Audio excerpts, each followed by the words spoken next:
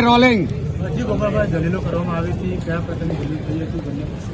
ગુજરાતની anti corruption bureau ખૂબ સારું કામ કરે છે. ભ્રષ્ટાચાર વિરોધમાં ખૂબ સારી કામગીરી એસીબી કરે છે.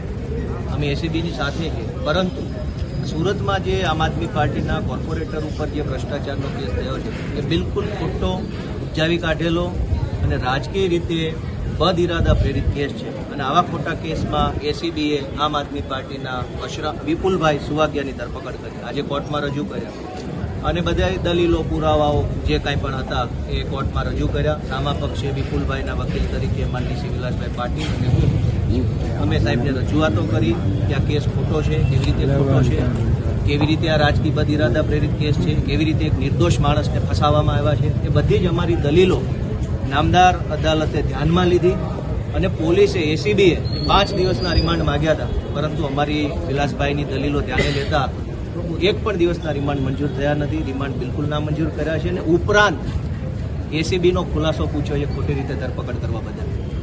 આ સૌથી મોટી પહેલી સફળતા કહો કે ન્યાયની જીત કહી શકાય. ખોટી રીતે ભ્રષ્ટાચારના કેસમાં એક નિર્દોષ માણસને ફસાવીને જે પોલીસે ધરપકડ કરી હતી એ ધરપકડ કેમ કરી એનો ખુલાસો પૂછ્યો છે એસીબી. કોર્ટે 10 દિવસમાં ખુલાસો રજૂ કરો કે આ શું કરીને આવ્યા. એ દર્શાવે છે કે જે કંઈ કોન્ટ્રાક્ટ માફિયાઓ સત્તા પક્ષ સાથે જોડાયેલા છે એમણે ષડયંત્ર કરીને વિપુલભાઈને, જીતુભાઈને ફસાવવાનું કામ કર્યું છે. આજે પહેલા દિવસથી તે ભાંડો ફૂટવાની શરૂઆત થઈ ગઈ છે. આગળના દિવસોમાં પણ ન્યાયની અદાલતમાં ભાંડો ફૂટશે. કેસથી કરેલી એફઆઈઆરનો અને ન્યાય મળશે એવો અમને પૂરો વિશ્વાસ છે. કયા કયા મુદ્દાઓને લઈને 5 દિવસની રિમાન્ડ માંગણી કરવામાં આવી?